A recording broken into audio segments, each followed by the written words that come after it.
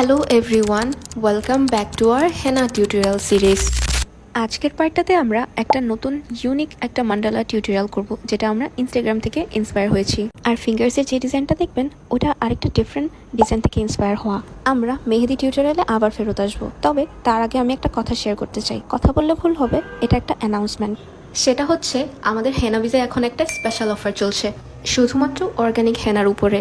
হেনাবিজের বয়সে এই প্রথম আপনারা পাচ্ছেন অর্গানিক হেনা মাত্র 99 টাকা কোন। তার সাথে আমাদের রেগুলার অর্গানিক হেনাতেও অফার আছে। অফারের বিস্তারিত জানতে আমাদের পেজের রিসেন্ট পোস্টগুলো চেক করুন। যাই হোক, এবার একটু আমরা ডিজাইনটাতে ফিরে আসি। আপনারা যদি খেয়াল করেন দেখবেন এটা একটা নেগেটিভ স্পেস ডিজাইন। তো নেগেটিভ কোনো ডিজাইন করার প্রথম হ্যাক হচ্ছে ডিজাইনের আউটলাইনগুলো সুন্দর করে আগে করা, এরপরে এটাকে কিছু সময় দেওয়া। যখন দেখবেন এটা শুকিয়ে একদম সেট হয়ে গিয়েছে, তখন আপনারা বাকি ডিজাইনগুলো ভরাট করে ফেলবেন। এখানে মেহেদি দেওয়ার মাঝখানে হঠাৎ করে মনে হলো নেল পলিশটাও দিয়ে ফেলি।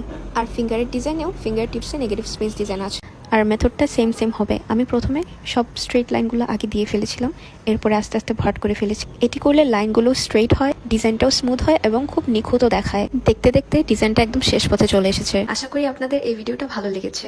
যদি এই ডিজাইনটা রিক্রিয়েট করেন তাহলে আমাদের জানাতে ভুলবেন না। আর কোনো ডিজাইনের ইন্সপিরেশন থাকলেও সেটাও আমাদেরকে জানাতে পারেন। পরের বার চেষ্টা করব সেটা নিয়ে টিউটোরিয়াল করার। আর এটা হচ্ছে আজকের টিউটোরিয়ালের ফাইনাল ডিজাইন। আর ভিডিওটি দেখার জন্য ধন্যবাদ।